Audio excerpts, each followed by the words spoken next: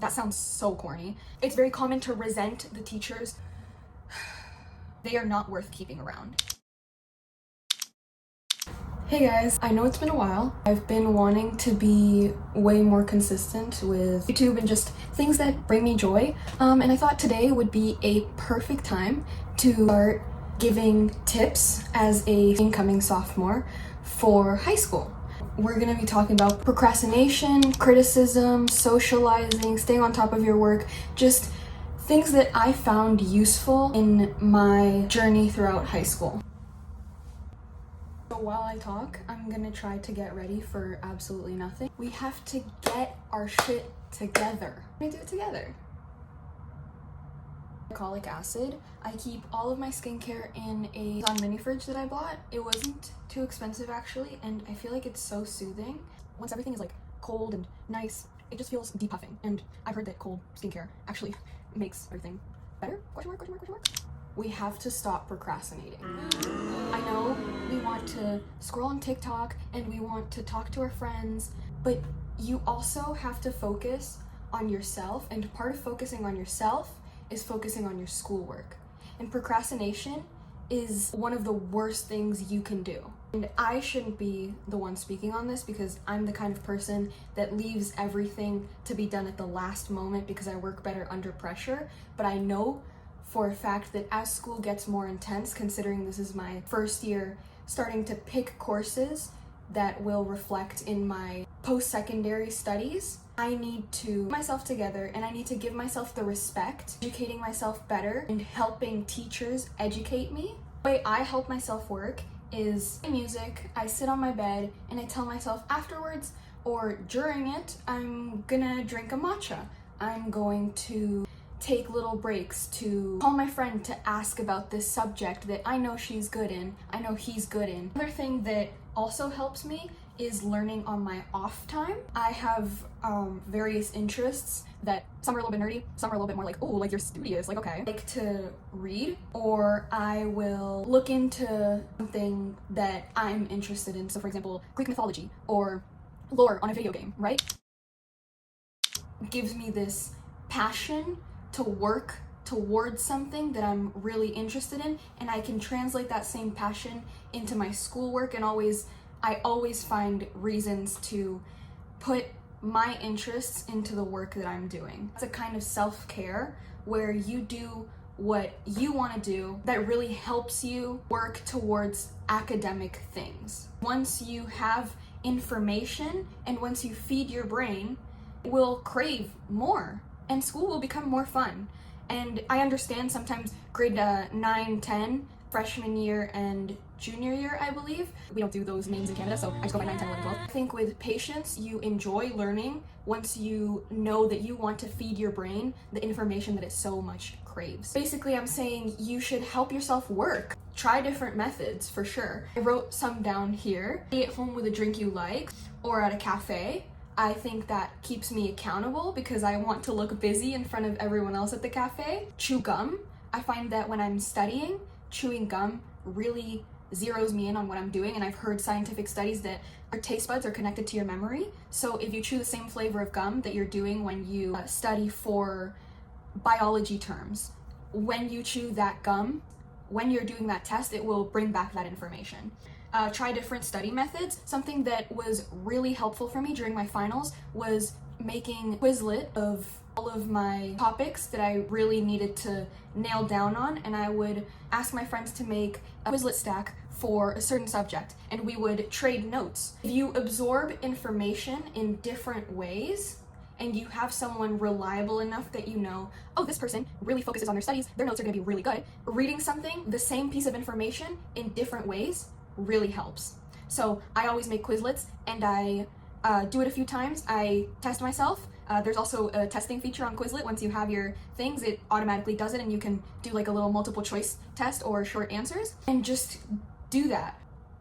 I know this is probably drilled into your brain by now because of all of these videos of people like giving study tips and this and that and whatever and telling you, oh, try this method, this method, this method. But the thing is, you have to keep your space clean. Because girl, if you don't have your shit together and you don't have everything put away, you're gonna be writing some essay about freaking Shakespeare, like writing a girl that kills herself after a man like I don't know, does something. You're gonna find your phone on the side and you're gonna start texting. You're gonna find that squishy in the corner that you just start fidgeting with, and you just focus on something else and derail your mind off of what it should truly be focusing on. Ordinary salicylic acid, I put a few drops all over my face. I think also another big thing about procrastination is it's very common to resent the teachers who have strict deadlines, because it's becoming so common with these adults that we don't show them enough respect to hand in our work on time. So I think as much as it is respect to yourself to stop procrastinating and take your studies seriously, it's also respect to a teacher that you're not constantly asking for extensions or handing something in late, and it shows them that you're not responsible. Because at the end of the day, the habits that you build in high school are the habits that are going to keep following you throughout your life, because this is our era for learning, our era for becoming adults and showing ourselves the habits that we're going to keep doing throughout our entire lives. So if you end up with procrastination and you graduate and you do well and you get a job and you disrespect your boss by not even saying something when your project that you know is going to be late because you got distracted is late, I think it leads us down a path where we have to learn things the hard way, which for some people that's the way it has to be, because you know, our brains are wired that way with so much dopamine, things that can stimulate our brain immediately and give us immediate responses, like social media and things like that. But you have to have the patience, and you have to teach yourself during this time that you have to show that respect for yourself, for your teacher, for your future boss, your future coworkers, people who depend on you. So I really just think procrastination is something that you have to get out of your schedule early so that you don't get yourself stuck in a cycle that you can't break out of, and you have to find a new job because you handed in an important project too late. On the topic of respecting yourself, I really believe that there is constructive criticism and self-deprecating criticism, whether it's from another person or it's from yourself. As much as you have to keep yourself accountable, keeping yourself accountable isn't beating yourself up for being busy. You know, shit happens, life happens. If you have the decent enough reason to tell yourself, I cannot do this right now, I have this going on with my family, or I have this with my friends going on that's really serious, or something's going on with me and I just need to take this time for myself, don't beat yourself up about it. You have to keep yourself accountable as much as you keep the world around you accountable. Things happen and we can't really do anything to control it. And I think it's one thing giving yourself criticism of, oh, I think this piece of writing that I did could be better, or this equation that I'm doing, I think if I learned this method, it would help me do it much better with a deeper understanding, and seeking help to aid with your criticisms that you are giving yourself that are not self-deprecating. It's self-deprecating once it begins to be, I can't do this, this is too hard. The words that you say are the words that are going in your mind, and it's the things that you are convincing yourself, I can't do this, so I'm not going to try, right? And that is what ends up giving us this mindset of, this is too hard, I'm gonna fail anyways, I should just find something else to do. You need to try. You need to try. You need to try to seek aid with your problems, with someone trusted that you know is going to understand and help, rather than feed into that, I can't do this is too hard, I'm not even gonna try, I don't know why I can't do this. Like, once you start telling yourself those kinds of things, you start degrading your own value with your own words. And I believe that if you tried really, really hard on something and you still couldn't do it, there's still that. You still tried. And you gave your best while doing it. So that in itself is incredibly respectful to yourself and to whoever it affects what you are trying to do. That was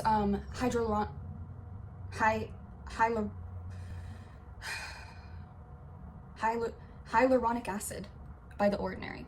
This is face cream, by the way, from e.l.f., but I put it in this little container so that it fits better into my fridge. Another thing about high school that I think is very important, because it's your years of connecting with people and making mistakes and learning how to, learn from them and move on and build your boundaries and the relationships that will model the rest of your relationships for the rest of your life. because you are developing, I'm developing, we're all developing. We develop our frontal cortex until we're like 22. So I think socialization is a very important part of high school. There are introverts out there, and you feel uncomfortable with socializing with people and with building connections. And I used to be that way too. I used to think, oh, everyone's judging me, like nobody likes me, they think I'm weird. But build character, whatever. I think the important thing to just repeat to yourself and remind yourself is that everyone, especially in high school, is so focused on themselves and on their own insecurities and their own relationships and whatever shit they have going on, that what you do ends up not mattering. And what you do today is not going to matter in 2 months, 2 weeks, 2 days. That's one thing that I think is so hard sometimes to drill into your own brain, is to realize that nobody cares. And the people that like you for you are going to stay if you show your true self and you're not holding yourself back. Because at some point, if those friends last, if they last, because you're not showing your true self, if they last, at some point they will realize who you are as a person truly, as you develop and become more comfortable in yourself, in showing your personality and showing them your personality, because you feel more comfortable around this person, right? I think it saves me a lot of time being around people that truly don't align with my humor. They don't find me funny. They don't think my points are, valid. Conversation isn't easy with them. I have to, exert myself to keep it going. And I used to think that was normal and okay because, well, what can you do? You're trying to make friends. You're going to give this person an image of who they want you to be instead of who you are.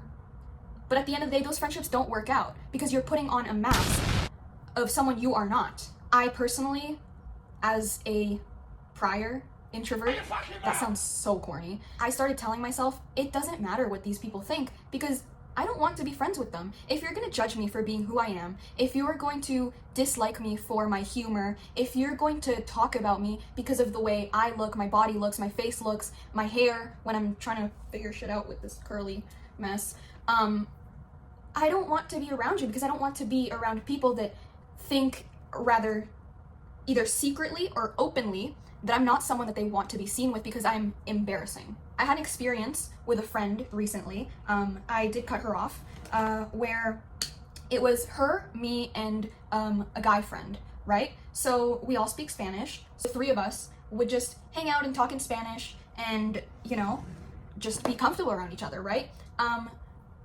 As we got more comfortable with each other, all of us, she began to become controlling and manipulative, and she would want to hang out, for example, she would want to be liked and hang out with the popular girls or the older girls. And another example is I had this friend that's 1 year older than me. She's going into grade 12 now.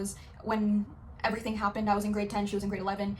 She's really pretty. So this girl would unreasonably try to suck up to her. And I understand sometimes you just like someone so much that you want to shower them in compliments, but it wasn't that kind of thing because we would see that same behavior with her around guys. I would be myself, my friend would be himself, and she would just think it's embarrassing because she would want to be cool and she would want to put on this mask in front of people. And that, I think, ultimately has just led her down a path where nobody truly likes her because she puts on whatever someone wants to see as that image of herself, and she doesn't prioritize the way the people who truly cared about her saw her rather than people she wanted to please because she wanted to, I don't know, climb the social hierarchy of high school, which is complete bullshit, by the way. If you're popular in high school, that doesn't mean you're going to succeed in life. Yeah, it might lead to social skills if you have true charisma, but if you're just some pretty guy, pretty girl that hates on everyone and talks bad about everyone and is just friends with other pretty people, there's no real substance if that's all you're putting out, rather than your intellect and your personality and your emotions and truly connecting with someone rather than fighting over some rat-looking guy. That was the e.l.f. Skin sunscreen tint. Also, going back to that thing with my friend, my ex-friend, being around someone who thinks you're embarrassing truly affects your self-worth. because whoever you're surrounding yourself with, that is what your brain absorbs. And if you're making a joke and they act embarrassed because you said something that everyone else found funny, but they're like, oh, that's so uncool, like I don't want this person to like be around me because they don't give a fuck about what others think, it's like you start doubting yourself. And once you let someone else's opinion affect your own opinion of yourself in a negative way, that's when I personally know they are not worth keeping around, because I don't want to feel put down and like bad about myself by the people that I choose to hang out around, that this sounds a little bit narcissistic, but that I give my time of day to see, that I give them the privilege to be around me. That was the Dior concealer. It's gonna be a long video. It's okay. I probably repeated like the same thing like 47 times over. I love yapping. Another thing I think is important to cover is relationships in high school. And I think it ties back a lot into what I just said previously about, you know, giving someone the blessing of being around you and having your company. I'm fed up with men, and that's okay. It took me a while to get to a point where I could say being with this person romantically is not showing respect to myself, not because of their looks, but because of the personality types and this change that my friends and I would notice within my own personality to please these people.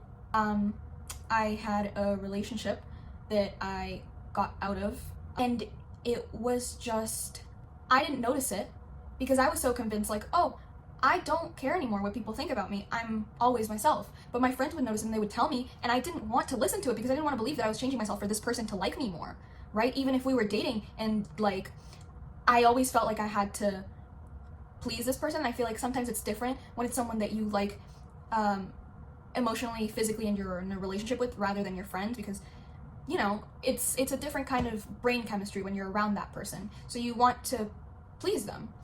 And they would tell me that I would dial down my personality a lot and that I didn't look happy, even though I was convincing myself that I was happy when I was with this person.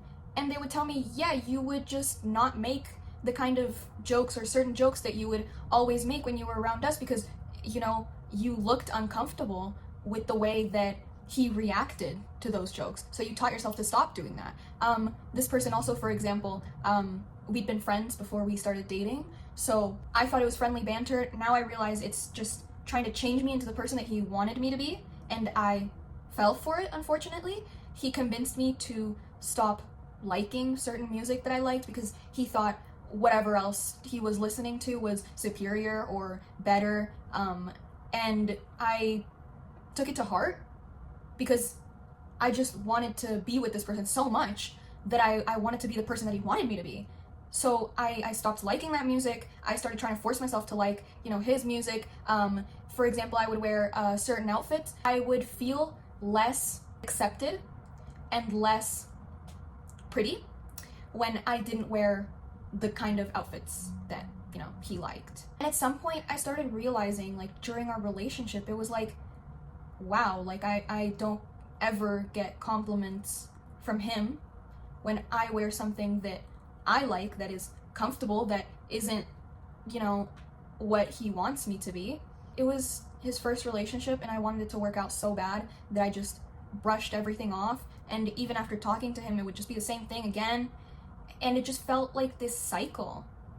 So I think as much as dating in high school is good for you to learn your relationship boundaries and what you like in a relationship and what your love languages are and how to respect someone while in a relationship. Alert during the very last few minutes of this clip, and I just realized now while editing that the recordings following do not have audio. I didn't yap about anything too important. I was talking about a recent date I went on, but I mean, I can also talk about that in another video, so don't worry about it. I'll describe what makeup I'm using quickly just to give the full look, and that's it. So here I use the NYX Butter Blush in shade Betta Butta. I don't know, man. And as you could see in the little clip before, I do not know what shade my bronzer is at, but it is the lightest shade possible because I am white as fuck. I'm using the e.l.f. pen to fill in the front two lines of my brow and a line at the bottom, and then I demonstrate how I blur just the two front lines just to fill in a little bit of the patchiness at the front, and then I don't touch the back. I have no idea what I'm doing here. Please get out of my face. Okay, yep, Okay. Okay. Yep. Okay. And then I use the Shiseido lash curler to curl my lashes. And I was explaining that I didn't have a good one. That's the Lash Princess waterproof mascara with the normal brush in it, because the waterproof one is too thin and I like the thicker one. It makes my lashes look better. Then I use the telescopic lift. It's also all rubbed off, and I just use that on the tips of my lashes to make them look even longer. Then with a bit of Summer Fridays, I just gloss my lips up a little bit so that my lip liner from Kiko, shade 547, sticks, and I do a little overline on my bottom lip and right on my lip line on my top lip. That's it. I don't know why I was getting so close to the camera. Please get away from me. I'm going to make a video when I go back to school, which is on September 2nd, about what's in my bag and stuff like that. Just folders, stationery, everything you need, like how I mentioned previously. Overconsumption, you don't need so much stuff. Wait, I mentioned that in one of the clips that was muted. I'm going to make a video about that, and yeah, I hope you guys liked this video. I am so sorry for the audio cutoff. I wish you guys could have heard the story. I am most definitely going to tell it again, because I really enjoyed yapping to the camera for a solid hour and a half with nothing else to do, and I really think I should do it more often. Goodbye. I hope you guys have a good day.